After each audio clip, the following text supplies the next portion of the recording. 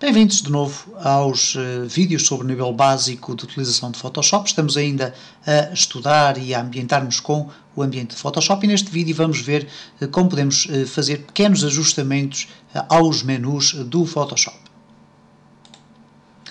No vídeo anterior vimos então como poder personalizar as nossas próprias teclas de atalho. É algo que nós vamos utilizar com imensa frequência à medida que formos avançando na aprendizagem do Photoshop e todos os utilizadores irão perceber que a utilização de teclas de atalho vai acabar por ser um mecanismo muito utilizado quando estamos a trabalhar e quando já estamos muito bem familiarizados com a utilização desta ferramenta. No entanto, existe aqui também um pormenor que eu não poderia deixar escapar, que é a possibilidade de nós podermos fazer pequenos ajustamentos aqui nos nossos menus.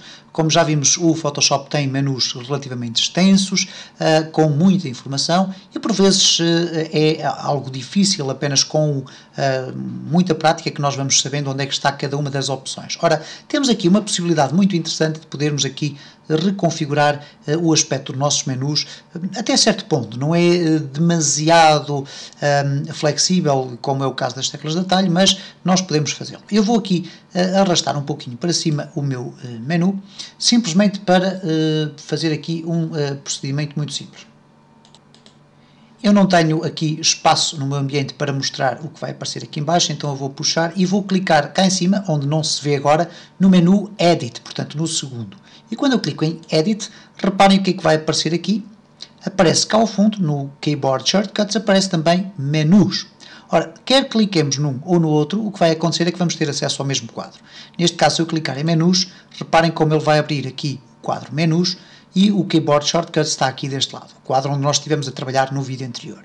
Eu vou selecionar agora Menus, vou puxar novamente aqui a minha aplicação para baixo, para ela ficar aqui enquadrada, ok, e reparem então aqui o que é que nós podemos fazer nos nossos menus. Temos aqui o Application Menus e o Panel Menus. Eu esqueci-me de referir no vídeo anterior que na questão relacionada com os shortcuts ou com as teclas de atalho, nós estivemos a trabalhar exclusivamente aqui a mostrar como alterar as teclas de atalho dos menus. No entanto, temos aqui as teclas de atalho também dos painéis, e reparem que aqui automaticamente elas mudam. Estes painéis têm a ver exatamente com estes painéis que aqui estão, que são aqueles que nós podemos apresentar aqui do lado direito. E temos ainda também as Tools. As Tools são todas as ferramentas que estão aqui colocadas deste lado.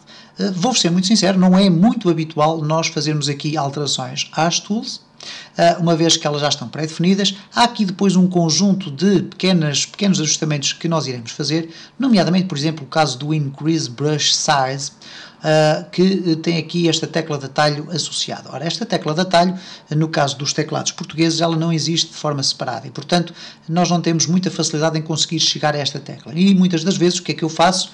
Após a instalação do Photoshop, eu venho aqui alterar esta tecla de atalho, uma vez que eu uso o Photoshop essencialmente para a área da ilustração, e então eu venho aqui alterar, porque esta funcionalidade permite aumentar ou diminuir a largura, ou diâmetro, neste caso, do pincel, e eu utilizo muitas vezes essa funcionalidade, então eu utilizo teclas de atalho e para isso estas teclas de atalho que aqui estão definidas por defeito não são muito úteis e, portanto, eu tenho aqui sempre um conjunto de teclas de atalho já altamente definidas e reparem que quando eu alterou aqui então as teclas de atalho. Neste caso utilizo a letra N e M, que são duas letras que estão muito próximas no teclado e que me permitem facilmente alterar, isto é, aumentar ou diminuir o diâmetro do meu brush, não é? E neste caso aqui também o H e o J, que permite definir a opacidade do meu brush. E nós vamos ainda falar destes conceitos muito mais lá para a frente, portanto são conceitos relacionados com a área da ilustração, podem também ser utilizados e definidos desta forma para, por exemplo, tratamento ou correção de detalhes, por exemplo, em fotografias, e quando chegar à altura nós iremos ter a ocasião de falar de uma forma mais pormenorizada sobre estas funcionalidades. Mas voltando então aos menus, e peço desculpa então por este regresso ao vídeo anterior, temos aqui um conjunto de situações que nós podemos verificar. À semelhança do que acontece com as teclas de atalho, nós temos também os sets, isto é, as configurações que nós podemos agrupar em configurações por defeito, que neste caso são Photoshop Defaults, ou então temos aqui também a possibilidade de criar as nossas próprias configurações e gravar para depois, mais tarde, podermos carregar e reutilizar. Neste caso, nós temos aqui os menus da aplicação e os menus dos painéis. Os menus dos painéis são exatamente aqueles menus que aparecem, como podem ver aqui, ok? Por exemplo, no caso do 3D, Move Object to Group Plane, ok? Se eu for aqui buscar o painel de 3D que está aqui escondidinho, vamos tentar aqui vê-lo. Okay? Aqui está o painel 3D. O que é que vai acontecer aqui? Eu tenho aqui, como podem ver, e eu no vídeo anterior tinha referido a esta circunstância, eu tenho aqui então esta opção. Eu vou tentar aqui chegar um pouquinho mais para o lado, organizar o espaço, não é fácil, mas tenho aqui no meu menu, reparem aqui neste espaço, eu tenho aqui Move Object to Ground Plane. E reparem como aparece aqui essa opção, Move Object to Ground Plane. Depois temos o Select Print Areas e assim sucessivamente por aqui abaixo. Reparem que aqui no caso dos menus, todos os submenus aparecem aqui ligeiramente adiantados. O que quer dizer que aqui no Paint Overlay, dentro deste menu, estará então o Wireframe, Shaded e Normals. Ora, isto só apenas para mostrar que nós podemos aqui configurar aqui o aspecto destes menus da seguinte forma, essencialmente de duas formas. Nós podemos tornar alguns dos menus visíveis, e para isso eu vou selecionar aqui, por uma questão de simplicidade para usarmos aqui os menus, eu posso selecionar aqui o Application Menus, e se nós verificarmos aqui no File, nós temos aqui, por exemplo, a primeira opção que é o New, que aparece aqui, permite criar um novo documento. Ora, o que acontece é que temos aqui nesta coluna, a coluna da visibilidade, e se podem reparar aqui, há um olho que está aberto. Se eu retirar este olho, o que é que vai acontecer? Reparem, o New continua lá, mas quando eu clicar em OK, aqui no menu o New desapareceu. E, portanto, eu retirei aqui do meu menu uma das funcionalidades. Obviamente que o New é normalmente uma funcionalidade muito usada e, portanto, eu vou colocar aqui a visibilidade ativa. E, portanto, como podem ver, há aqui um vasto conjunto de funcionalidades dos menus que podem ser tornadas visíveis ou invisíveis. Só não são tornadas invisíveis as opções dos menus Save, Save As, que são as mais frequentes, o Close e as opções dos menus ou dos submenus. Portanto, elas não serão aqui tornadas visíveis ou invisíveis. Portanto, mas a esmagadora maioria dos menus tem essa possibilidade de poder ser tornada visível ou invisível, como nós podemos facilmente verificar aqui por esta listagem. Cumulativamente, vamos imaginar esta circunstância, que nós temos aqui, por exemplo, no caso do Layer, são as camadas que nós iremos dedicar muitos vídeos sobre a utilização de layers. Tem aqui muitas opções, mas vamos imaginar que há uma que nós utilizamos com maior frequência. Neste caso, por exemplo, uma máscara de um layer máscara, não é? Ora, nós temos aqui esta opção, mas muitas das vezes quando vamos selecionar essa opção temos alguma dificuldade em encontrá-la, temos que andar aqui à procura.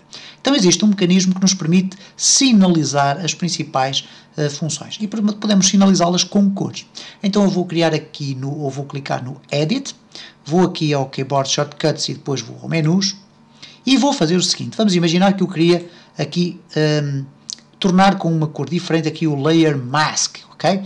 Então o que é que eu vou fazer? Vou selecionar aqui o menu Layers, vou procurar aqui o Layer Mask, ok, vamos aqui procurar para cima, eu acho que já aqui adiantei muito, ok, vamos aqui puxar ligeiramente e vamos ter aqui o Layer Mask. Onde é que está o Layer Mask? Está aqui para baixo, ok, mais um bocadinho, ora Smart Filter, vamos ver aqui Layer. Temos aqui o Layer Mask, ok? Portanto, a seguir ao Layer Content Option, vamos aqui puxar um pouco mais para baixo. Ok, cá temos então o Layer Mask. Ele tem também então a sua possibilidade de visualização, mas à frente tem aqui o Color. E no Color nós podemos simplesmente fazer o seguinte, clicamos aqui e vamos escolher uma cor para sinalizar aquela opção. Vamos escolher, por exemplo, o vermelho. Ok. Quando clicarmos aqui no OK, o que é que vai acontecer? Os menus têm todos a sua cor normal, mas no Layer temos aqui o Layer Mask assinalado com uma cor diferente, o que nos permite identificar de uma forma mais simples as opções que mais habitualmente utilizamos. Para finalizar este vídeo, não tem muito mais que se lhe diga, não é?